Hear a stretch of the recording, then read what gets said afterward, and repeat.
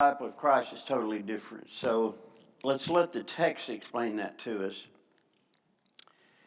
Beginning of verse 31, he began to teach them, the Son of Man must suffer many things and be rejected by the elders and the chief priests and scribes and be killed, and after 3 days rise again. And he was stating the matter plainly. He's being straightforward with them. There's no riddles. It's important they get this. Now, I'm going to go back and read that part again because I want you to see what's stacked on top of one another in this very short time of teaching.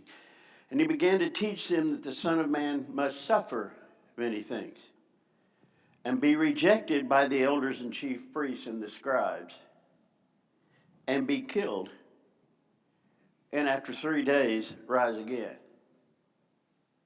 That right there is mind-blowing. Okay? Put away your knowledge of what's going to happen and put yourself in their situation.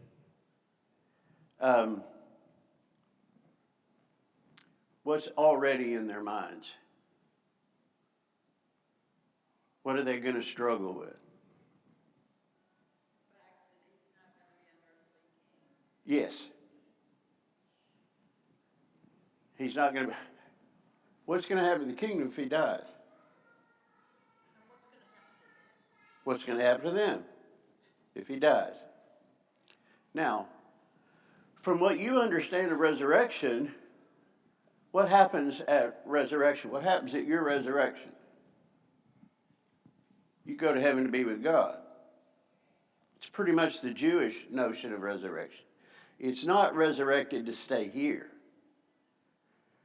So even if he's killed and resurrected, what does that do? Takes him away. He's gone. And there's all kinds of questions. How effective can he be as a resurrected person? We don't even understand what that means. We don't understand what that entails. But how can a resurrected person, will he be a ghost? Will he have a fleshly form but be spirit? And understand the Jewish notion, the Pharisees' notion, and they were the main proponents of resurrection. Sadducees didn't. And you see, you have the controversy there. Among Jews, there's a division between is there a resurrection, is there not a resurrection? So if he's going to be resurrected, he's gone. They're gone. Kingdom's gone. Now, he's preparing them for this, keeping in mind, where are they in Acts chapter 1? Where are they when he appears to them?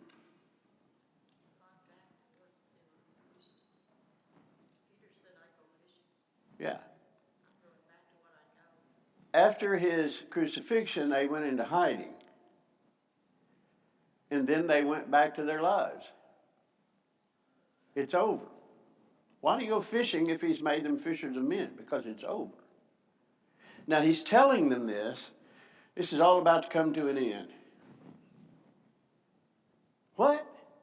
Now I want you to understand why Peter responded the way he did. It's not lack of faith, it's lack of understanding. Okay? But how can you understand something you've never seen before?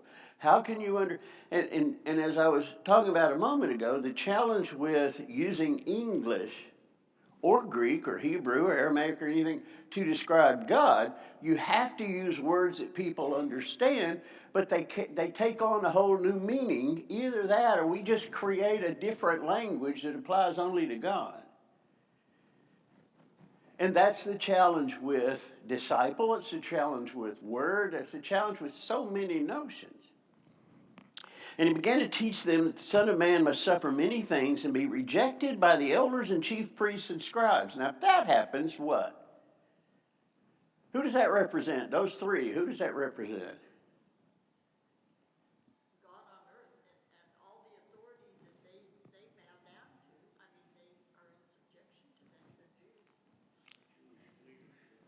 Exactly. And he makes sure to be inclusive on that. Elders, chief priests, scribes. Okay, you got the priesthood, You've got the ethnic and law leaders, and you have those who are the authorities on the word. And they're going to all reject him. Then he's got to die, and then he's going to be resurrected 3 days to something we've never seen and don't understand. Nobody's ever seen. All we have is theories. I'm talking about we Jews. All we have is theories of what resurrection even meant. What does it entail, etc. Jesus is going to be the first, but it would blow your mind to think that he's going to hang around. And indeed, he doesn't hang around very long. Resurrection is a total transformation of everything. Okay? And he was stating the matter plainly. Guys, I need you to get this. I've given you parables, I've given you metaphors, but I need you to get this. Why does he need them to get it? Exactly. Because if they're not ready for it, what? They go into hiding or they bolt. They are, when he ascends, they are the hope of the world. He's dependent on them. They're men. Could they fail? Absolutely. Absolutely. So he's telling them very plainly, these things are going to happen. Now he's telling them so that they won't be surprised. He's preparing them emotionally, spiritually, every other way, and they're going to reject that. This doesn't fit. Peter took him aside and began to rebuke him. But turning around and seeing the disciples, he rebuked Peter and said, why does it say, Peter took him aside, turning and seeing the disciples? Why do you think that's thrown in there?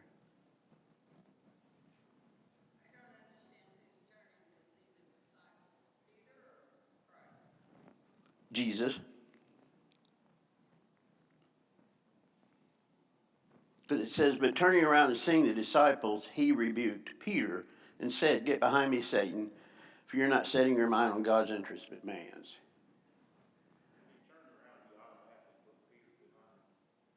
Okay.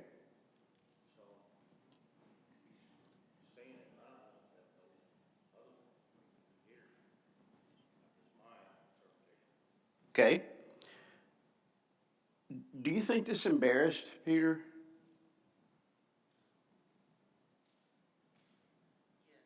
To be called Satan? In front of everybody? Now, Peter took him aside and rebuked him. That's out of respect. Remember, Peter's older than Jesus. Okay? He was probably in his 40s when he was called. Jesus didn't make it to about 33, a little more. Okay? So he's being fatherly in this role. I want you to notice that Peter steps up more than anybody else. Okay? Peter takes on a leadership role, partly because he's the oldest, but partly because his spirit, partly because his maturity, even though he has signs of lack of maturity as we do. But again, how can you understand these things? You have to, there's part of it that when you see it, then you can say, oh, he told us about this, so I'm not going to panic. But why did he make it, Dave?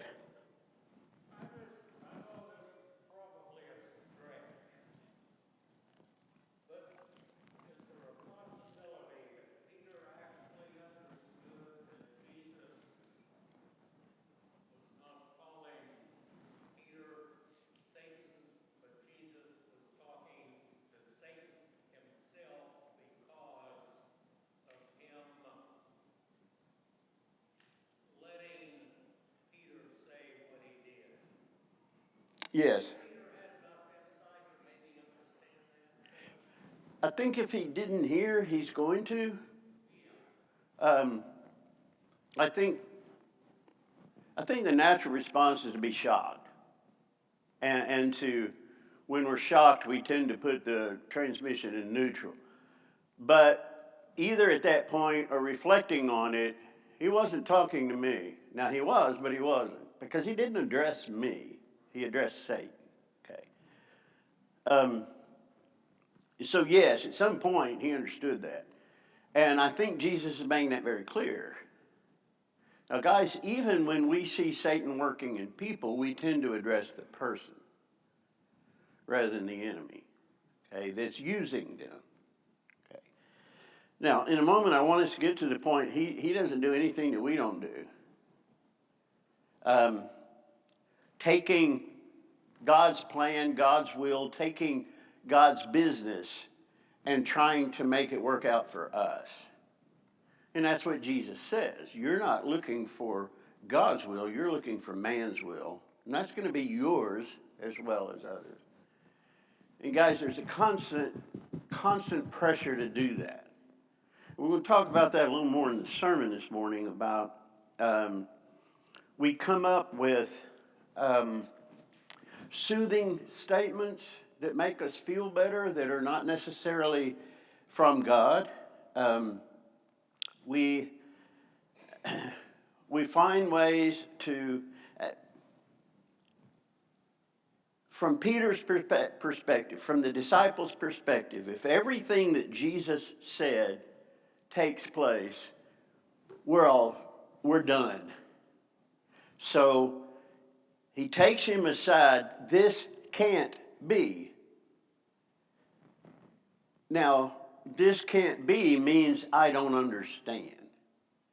And that's where faith comes in. This makes no sense, but I'm going to go with you because you are the Messiah. And remember, he just made that confession that Jesus is the Messiah. Yeah, Dave?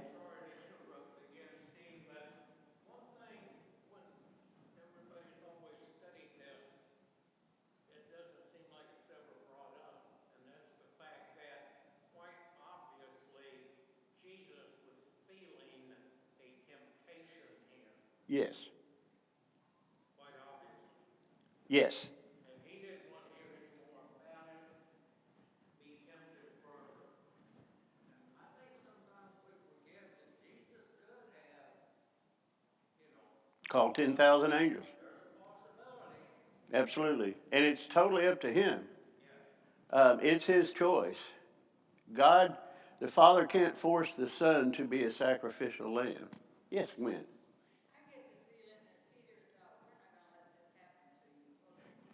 There you go. And he's going to act that out in the garden.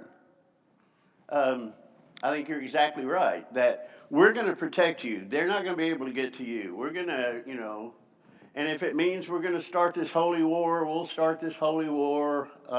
And there are,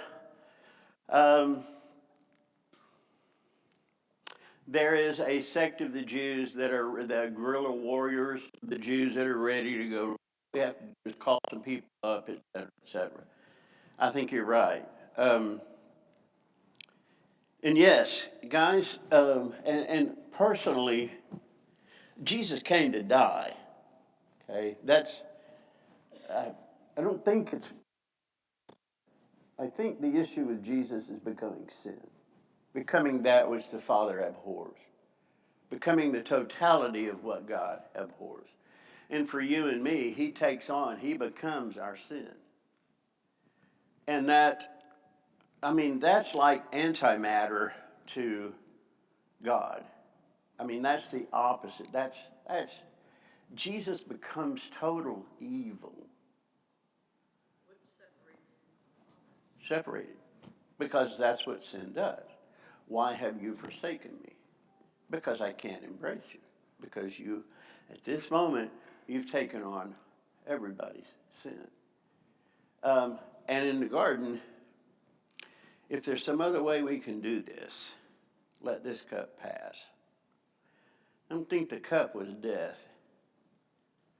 I think the cup was becoming what he had to become in order for us. And guys, we don't think about it. And we don't think about it when we sin, that we're piling on. Very serious to Jesus. Get behind me, Satan, for you're not setting your mind on God's interest but man's. Now, I think there's a double thing there. I think that part was to Peter. You got your mind in the wrong place. Peter didn't want this to work out for him, for the Jews, he's being beneficial to everybody, himself included. But Jesus said, you're setting your mind not on God's interest, but man's, i.e. yours and everyone like you. And he summoned a multitude with his disciples, said to them, if anyone wishes to come after me, let him deny himself, take up his cross, and follow me. For whoever wishes to save his life shall lose it, and whoever loses his life for my sake and the gospel's shall save it. For what does it profit a man to gain the whole world and forfeit his soul? For what does a man give in exchange for his soul? For whoever is ashamed of me and my words in this adulterous and sinful generation, the Son of Man will also be ashamed of him when he comes in the glory of his Father with the holy angels. It just got worse. It was bad enough when he talked about dying. It was bad enough when he talked about he's going to become the enemy of all Jewish leaders, and they're going to kill him. After 3 days, he's going to rise and in their mind go away. So I'm going to leave this all to you. Lord, we're not ready. You're going to be our Messiah. You can't die and be resurrected. You've got to be here and sit on the throne of David and all of those things. He summoned a multitude. Now, he had spoken to Peter in their presence. He turned and looked at them and said to Peter, sometimes, like Paul is going to do with Peter, sometimes you make an example of someone because everybody needs to see the danger. And the danger is, and he's no different than anybody else, they're all thinking in these terms. They're all thinking, man, guys, at the ascension, are you going to start your kingdom now? How do you conceive of a spiritual kingdom? How do you even conceive of that? See, we can because we've read the rest of the story. But even with us, it's a challenge because we're so land-based. So he summoned the multitudes with his disciples, said to them, it just gets worse. Not only am I going to die, you're going to die. Now, that may be metaphorically, but you're going to lose your life one way or another. And we need to talk about what does it mean to lose your life, gain your life, etc. But we'll get to that. If anyone wishes to come after me, haven't they already come after him? Aren't they already following him?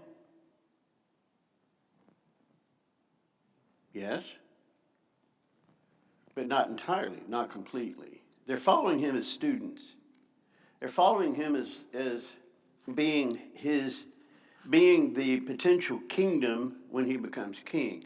They're following him as students, as learners, etc. He is now redefining what following me looks like. And so it's like taking it to another level. You can stay where you are, or you can become a true disciple. He's changing the definition of a disciple. And it's bad news. It's not blessings. It's not about how good your life is going to be, how Jesus is going to come into your life, and all of that.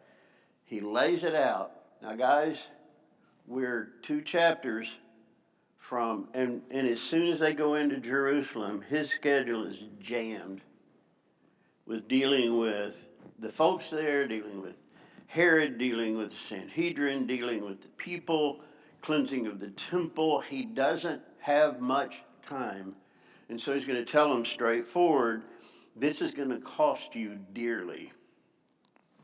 It's interesting in verse 35. Whoever wishes to save his life shall lose it. How do we try to save our lives?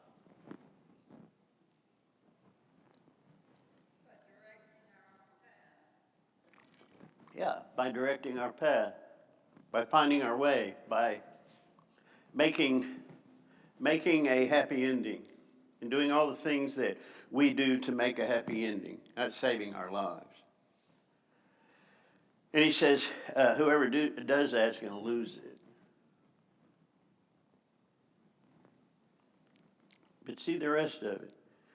For whoever wishes to save his life shall lose it, but whoever loses his life for my sake and the gospel's. Now here's another word. It's going to be redefined. What does gospel mean? Yes, good news. Right now, what he's preaching is good news. Right now, the Messiah has come is good news. The death, burial, and resurrection, we don't have a clue what that is. Now, he's going to redefine what good news is. Yeah, absolutely.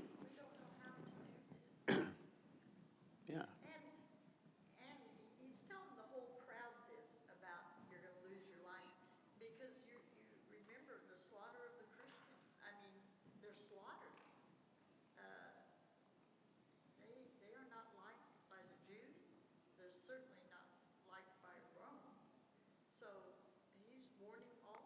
Yes.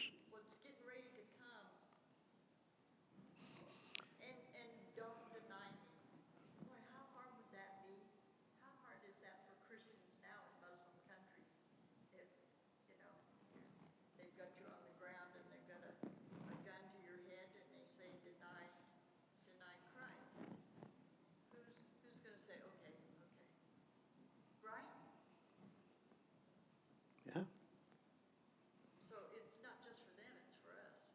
Right. Now, I want to challenge you in thinking about this. Because not only does he say, whoever loses his life for my sake and the gospel's. Okay. Back in 1993, John MacArthur, I don't know if you've ever followed any of his writings, um, very insightful man, wrote a book called Ashamed of the Gospel. And it was his response to attractional church, where you invite people to church, where you have show or using drama or all of that kind of stuff to attract people to the church. And he was saying, as a culture, we're becoming ashamed of the gospel. Now, Paul said in Romans chapter 1, verse 16, I'm not ashamed of the gospel. Okay? Why would you say that?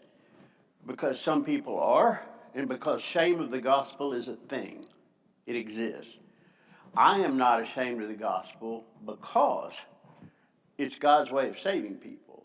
So, and did the gospel cost him his life? Yes. Now, to us, it's embarrassment.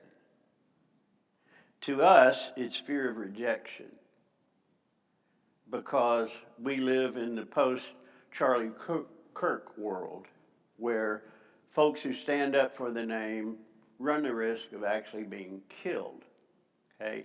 So we're moving into, or have moved, or however you measure all of that, from being made fun of or shamed or you're outcast or whatever to the threat of death.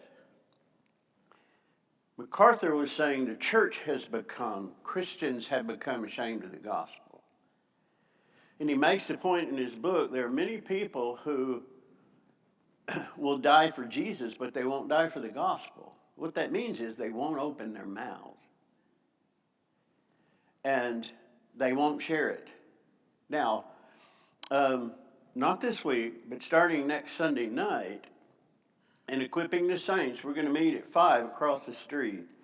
And give you a little bit of a preview because of what he's saying, that this forfeiting your soul thing. There are two types when it comes to sharing the gospel. There are basically two teams in the church. One is the offense. That's your evangelist. Ephesians 4:12, he gave some to be evangelists, some to be, and he's talking about leadership roles.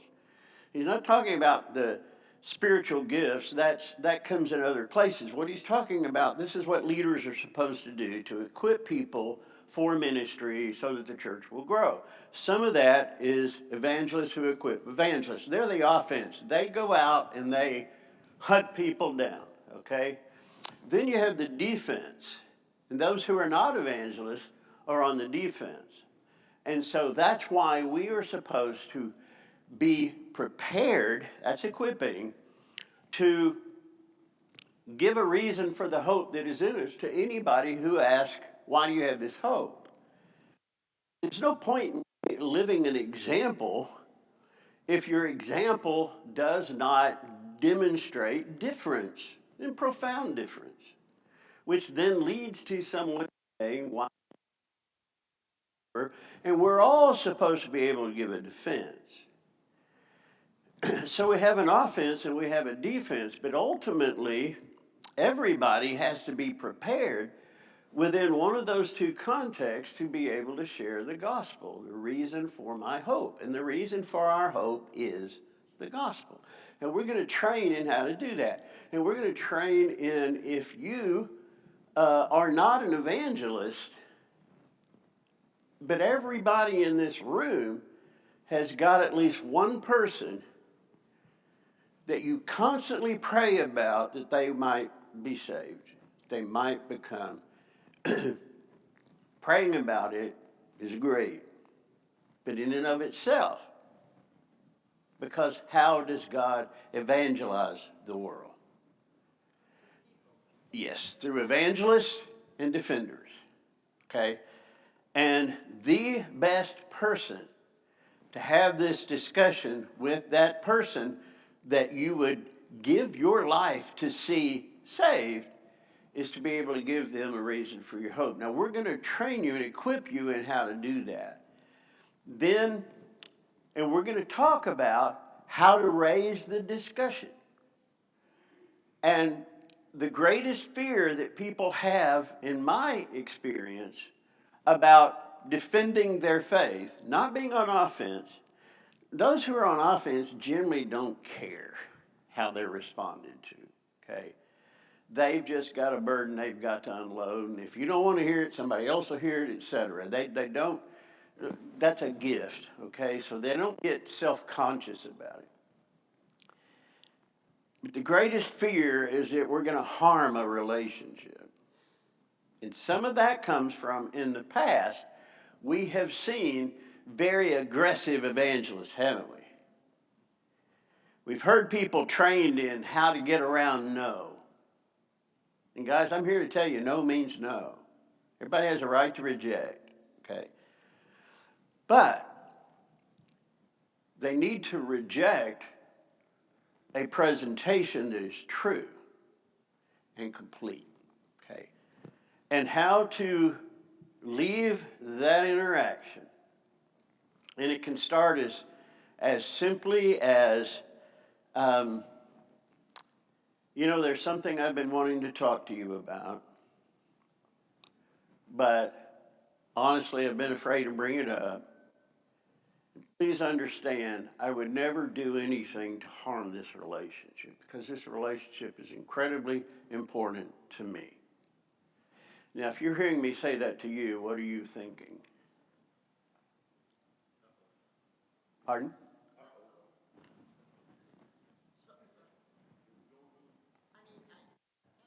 You're curious. Yeah. And I can add, if I say anything, it makes you feel uncomfortable, hurt, whatever, tell me and I will shut this down. See, that's demonstrating respect. And it's you're giving them the permission to shut you down. And that if they have a fear of what's coming, that lays that fear, it lays it aside. Steve, I appreciate it, don't want to talk about it. Great. If you change your mind, I'm shaking hands here. Great. If you change your mind, let me know. And would you mind if 2 or 3 months later I just check back with you? You'll never find anybody that says, no, leave me alone. Because this is somebody you already have a relationship with, okay? They appreciate your respect. They appreciate your front-loading this with shut me down if you want to shut me down, because I'm not here to harm the relationship, okay? And we're going to look at how to do all of those things so that we are not ashamed of the gospel. And sometimes being ashamed of the gospel is we're ashamed of ourselves, or we're embarrassed for ourselves. And that gets back to what Peter When Jesus spoke to Satan and then Peter, you're not setting your mind on God's interest, but man's. You want to make yourself feel comfortable. You want it all to work out the way that you want it to work out, and you have to just let God be God and do what God has told you to do and allow him to bless that, allow him to work through that, his miracles, his amazing stuff, okay? MacArthur is saying that the church is not growing because the church is ashamed of the gospel. And I would really challenge you to read the book because I think he's dead on.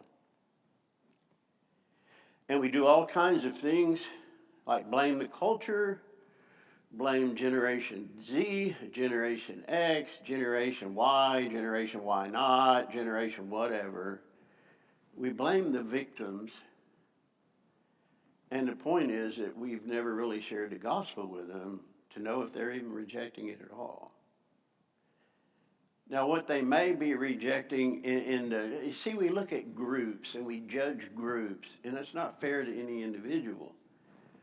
What they may be rejecting is their notion of God, their notion of Jesus, what the media has presented. And guys, has the media done a good job presenting Jesus or God in this culture?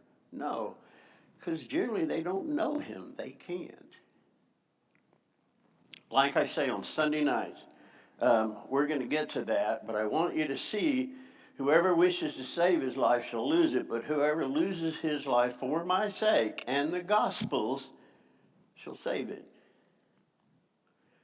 You're going to save your life if you are willing to lose your life for the sake of Jesus and the sake of the gospel. Remember what MacArthur said. There are people who are willing to die for Jesus who are not willing to die for the gospel. In other words, I've got a relationship with Jesus, I'll die in his name and all that, but I'm not going to share it to people that I care about, that care about me, or I'm not going to share it to lost people if I'm an evangelist because I'm embarrassed, or I don't want them to not like me, or I'm fearful, or I don't feel I'm good enough or know enough or whatever. And Jesus is giving them a warning. Not only do you have to take up your cross and follow me, but you got to lose your life for me and for the gospel. For what does it profit a man to gain the whole world and forfeit his soul? Now, for is a conjunction, okay? What comes after for explains what went before, okay? Anytime you see for or therefore, always look to see what it is there for. Okay, so what's the connection? What does it profit a man to gain the whole world and forfeit his soul? How does that explain what went before?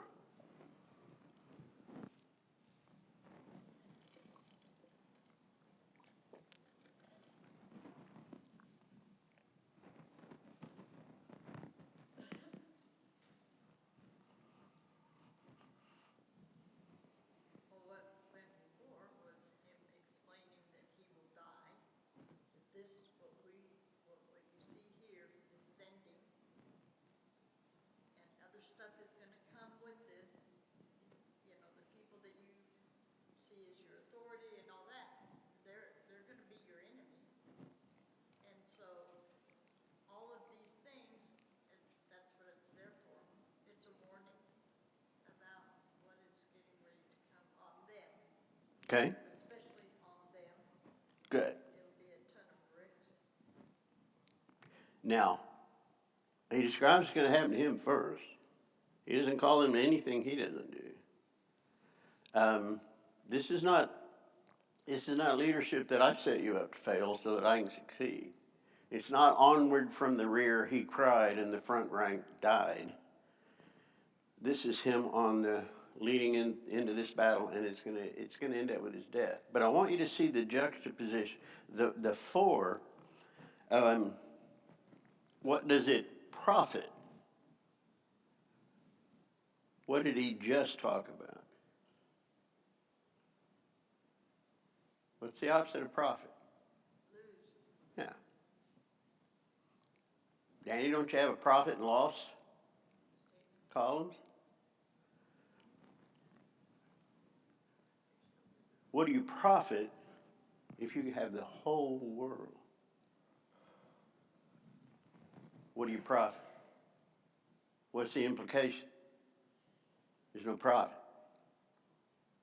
In the end, there's no profit. Yes. You know, that almost have a scale.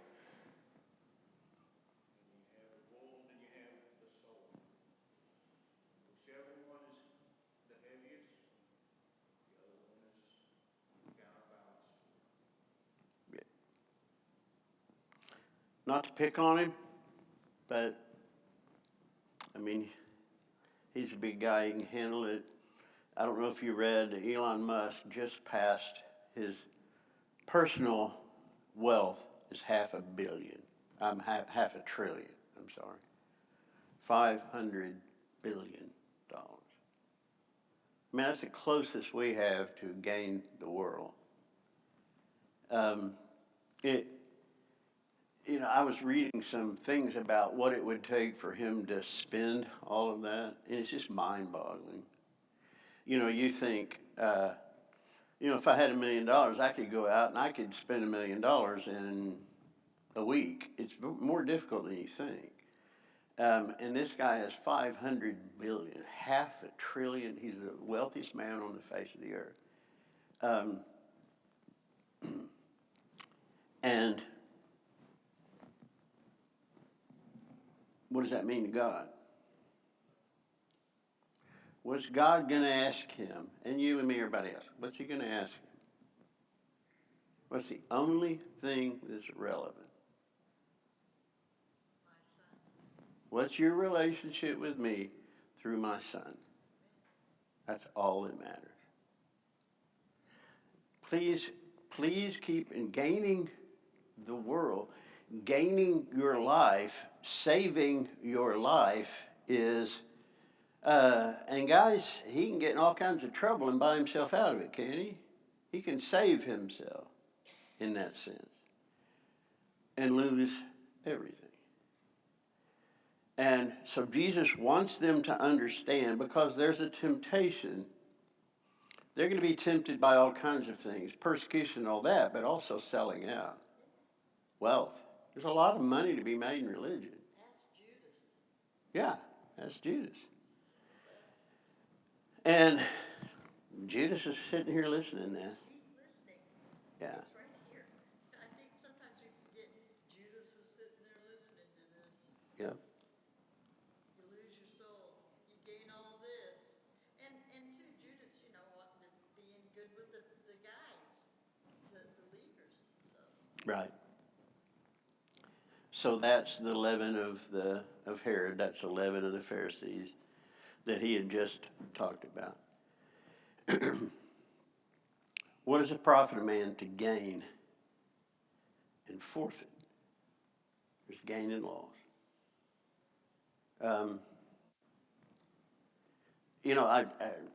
To be a little bit comical about it, it's going to be interesting, I think, and I can see a part of God kind of playing along with LeBron James.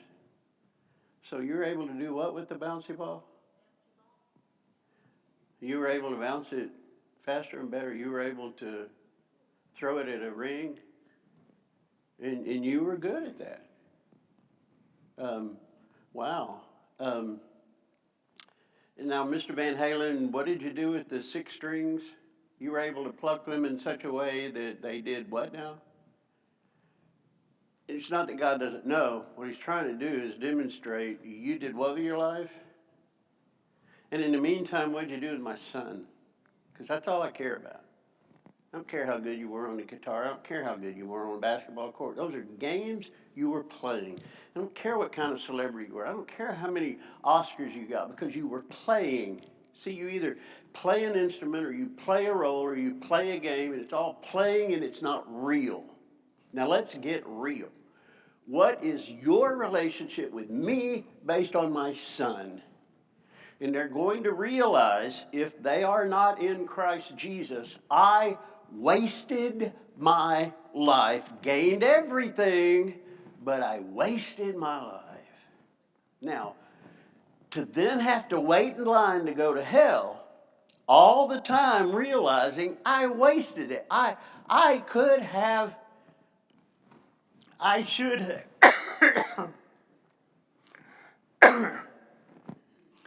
I should have.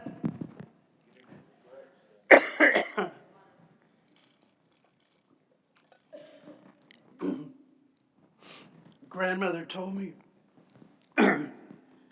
Mama told me, my neighbor told me, I should have listened. I gained the whole world, and that's not going to help me in a lake of fire for eternity.